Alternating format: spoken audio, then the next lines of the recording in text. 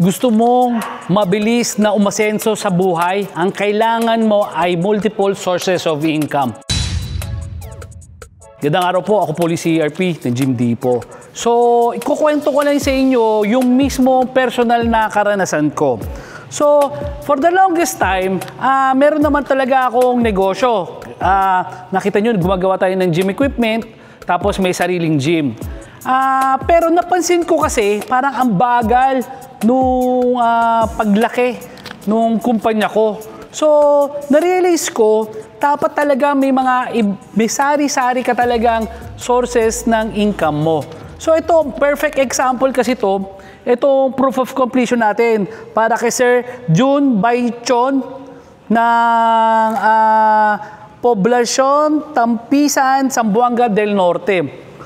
Ito kasi, kaya ako nasabing perfect example kasi kagaya ni Sir June, dati may trabaho din ako. So, ahente ako ng bubong. Si Sir June ay engineer. Hindi ko na sasabihin kung saan kumpanya, baka mamaya pribado yon. So, si Sir June hanggang ngayon ay engineer sa isang kumpanya dyan sa Zamboanga del Norte. So, kagaya ko ako noon, ahente ako ng bubong.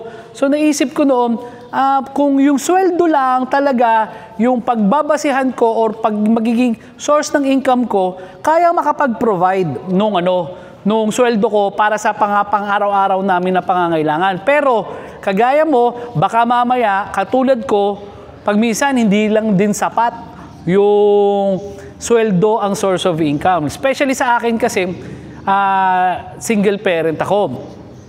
So, kinailangan ko talaga ng isa pang source of income. So, nung una na yun, pumasok sa isip ko magtayo ng gym.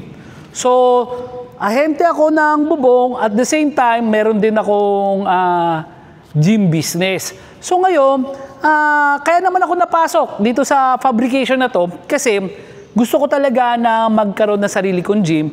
Pero unfortunately, kagaya ng mga nakakapanood sa akin dati, alam nila na naloko ako nung fabricator ko, si Jojit ng taga-Arpapa noon.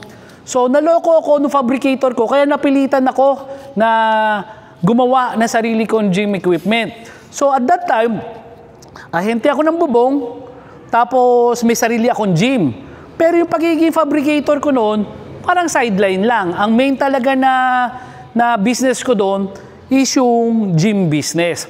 So, may nakakatulong. Ang maganda rito kasi, halos napapagsapat ng trabaho ko yung panggastos namin araw-araw ng mga anak ko.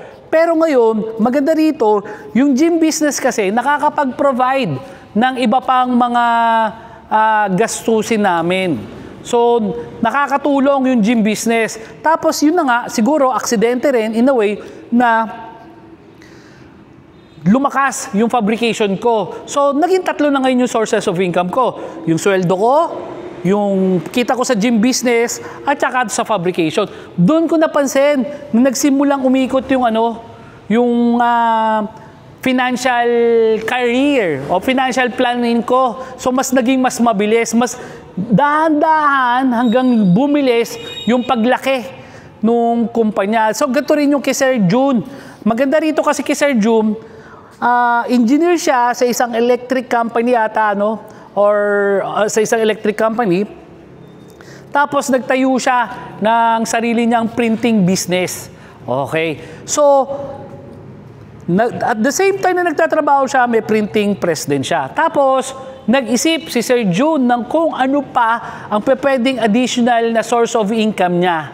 Okay. Swerte natin na natisod ni Sir June yung page natin, tapos napanood niya yung video natin. Nalimutan ko yung yung pangalan ng client, pero hanapin ko, ipopost ko dito, post natin dito, yung video at saka yung business ng client natin na from Taguig, na meron din printing business. So, nakita ni Sir June yung video natin na yun at nakarelate siya. Ano ba yung naging topic natin doon sa kliyente natin sa Taguig na may printing business? So, doon, na-realize kasi nung client natin na may printing business, yung diferensya na may sarili kang gym business kagaya niya. Nabanggit ko kay Sir June. Ang isa sa mga usual na ginagawa sa printing business, siyempre mga designing mo yan, Yung tao mo dyan, talagang kailangan skilled, di ba? Skilled dun sa pagde-design, etc., etc. So alam naman natin yon. Pagka ganun ka-skilled, yung tao na i-hire mo, medyo may kamahalan yon ang pasweldo doon. Pangalawa, meron siyang regular na pasok, labas, pasok ng mga inventaryo. So yung mga tinta, yung mga raw materials, kailangan niyang bumili. Tapos yung mga nagamit, i-replenish na naman niya. So continuous yung cycle.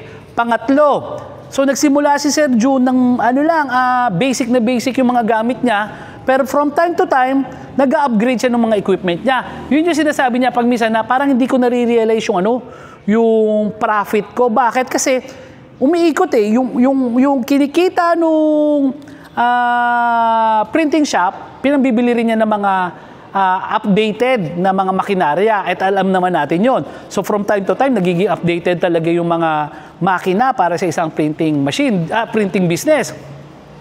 So yun yung sabi niya, lumalaki naman yung kumpanya pero hindi niya na-appreciate yung income. So kaya naisip niya, bakit hindi mag-start pa ako ng another source of income na business. Pero hindi na kailangan kumakain ng oras niya. So yun nga nakita niya yung gym business. Kasi yung client natin, yung may printing business, nasabi rin niya na, oo, 8 to 5 yung pasok namin.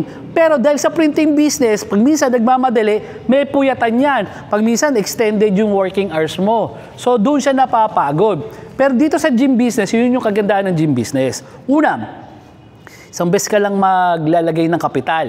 Then that's it. Unlike yung sa printing business mo, so nag-put up ka ng kapital mo, ng makinarya, pero may mga raw materials kasi na kailangan yun. Na kailangan continuous na mare-replenish. So yun yung mismong nakakapagod at kakain ng oras mo. Unlike sa gym business, once na ma-establish mo na yung gym business mo, nakatayo na yan dyan, pasok, labas na lang ng tao na wala ka ng additional na raw materials na i-replenish. By the way, itong kay Sir June, sarili niyang property to. So, malaking bagay talaga to. Actually, nag-extend pa siya. Nung una, may target lang siya, around mga 70 square meters na area para sa gym.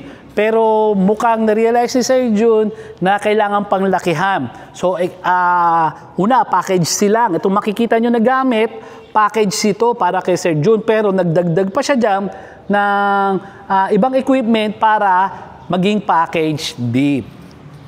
So, kagandahan nito, Sir June, kung once na maiput up, tutulungan natin na ito yung bihira ko rin kasi mabanggit. Pero ito, once na ma-deliver kay Sir June sa Zamboanga del Norte, hindi matatapos yung communication o relationship natin, Sir June.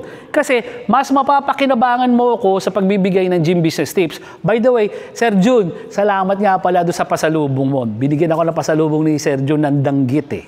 So, binisita niya tayo from Zamboanga del Norte, pinuntahan niya tayo dito sa Cavite, nakapag-usap kami.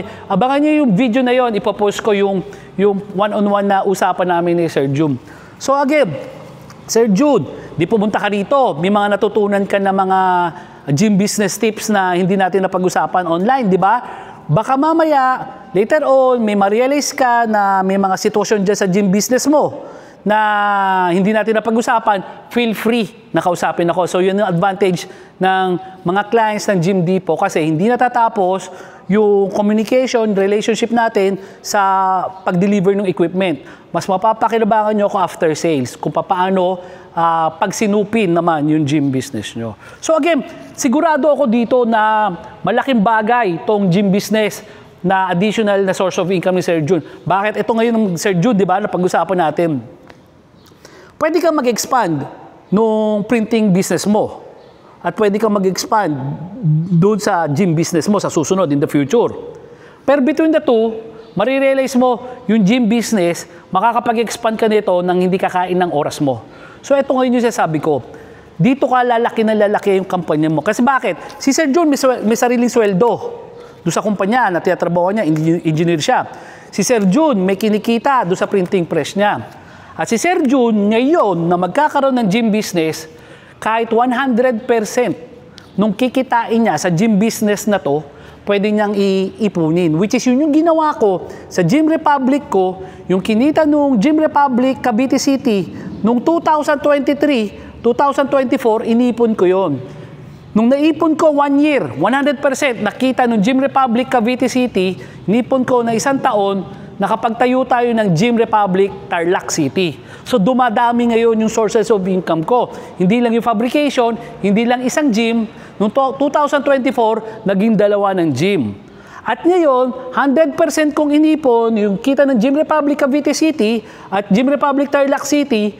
Ngayon, hindi na ako inabot ng 1 taon para makapagpatayo ng isa pang Gym Republic. So inabot ako ng 6 na buwan na lang para makapagpatayo ng Gym Republic Lipa City. So ito ngayon, mas napapakinabangan mo yung sources of income. Pero pwede kasi na ang pinanggagalingan ngayon ng gastos namin, puro Gym Depot. Pwede yun. 100% Gym Depot. Tapos, yung Gym Republic, pwedeng 100% kahit 3 na sila, pwede pa rin 100% na ipunin ko yun para makapagtayo ng pang-4 na Gym Republic. Diba? So, ganun yung maipapayo ko kay Sir Jun. Kasi dito mo ngayon mas ma-appreciate yung tinatawag ko nga na snowball effect. So, ngayon, gumugulong yung snowball, palaki ng palaki yan habang tumatagal. Ngayon, mas mabilis na lumalaki yung snowball mo pagka dumadami yung sources of income mo. So, kaya huwag kayong panghinayaan ng loob kung kunyari, nagtatrabaho ka ngayon, parang ang tagal ng asenso, ang tagal ng progreso. Okay lang yan. Yan yung first step mo. Yan yung first step mo. Kaya sabi ko noon, actually, hindi ko sinabi na scam yung mag-aral. Actually, ang sabi ko, ang scam, yung mag-aaral ka na ang intention mo habang buhay ka magtatrabaho, na ibang tao yung makikinabang ng kabataan at lakas mo. Bakit hindi na ikaw mismo sa sarili mo ang makinabang sa kabataan at kalakasan mo? So ngayon, magtrabaho ka. Nagtatrabaho ka na ngayon, pag-isipan mo kapatid ngayon, ano yung next step mo? Kailangan mo ng isa pang source of income. Hindi lang pagtatrabaho kasi pagtatrabaho, limitado oras mo. Oras mo lang ang binibenta mo dyan. Pwede kang mag-overtime, pero hindi mo pa pwedeng 24 oras na nagtatrabaho. Sabi nga ni Warren Buffett, kung hindi mo natututunan na mapakinabangan yung pera mo nang natutulog ka habang buhay kang magtatrabaho para sa pera. So again, I hope may mga natutunan kayo. So kung may mga idea kayo or meron kayong mga question about gym business, promise, willing na willing ako kausapin kayo, turuan kayo, PM nyo ako, kapapaliwanag ko sa inyo from mula doon sa pagkuha ng lisensya hanggang doon sa operational, tinuturuan namin yung mga kliyente namin. Tapos, ipa-plug ko na rin, meron tayong fabrication dyan sa Talisay, Cebu. So, kung medyo malapit kayo sa Talisay, Cebu, since 2012 pa ho kami dyan sa Talisay, Cebu. Tapos, kung nandito ka naman sa Luzon at nalalayuan ka sa Cavite City, may showroom tayo sa Tarlac City. Pakita natin, sa Tarlac City may showroom tayo at may showroom din tayo sa Lipa City. So, kung nalalayuan kayo rito, pwede nyo akong puntahan doon para makita yung mga gym equipment namin at makausap natin one-on-one. Kaya inianyahan ko kayo, kahit na may idea ka pa lang, kahit wala ka pang budget, kung may idea ka na gusto mo magtayo ng gym business, dayuhin nyo ako rito.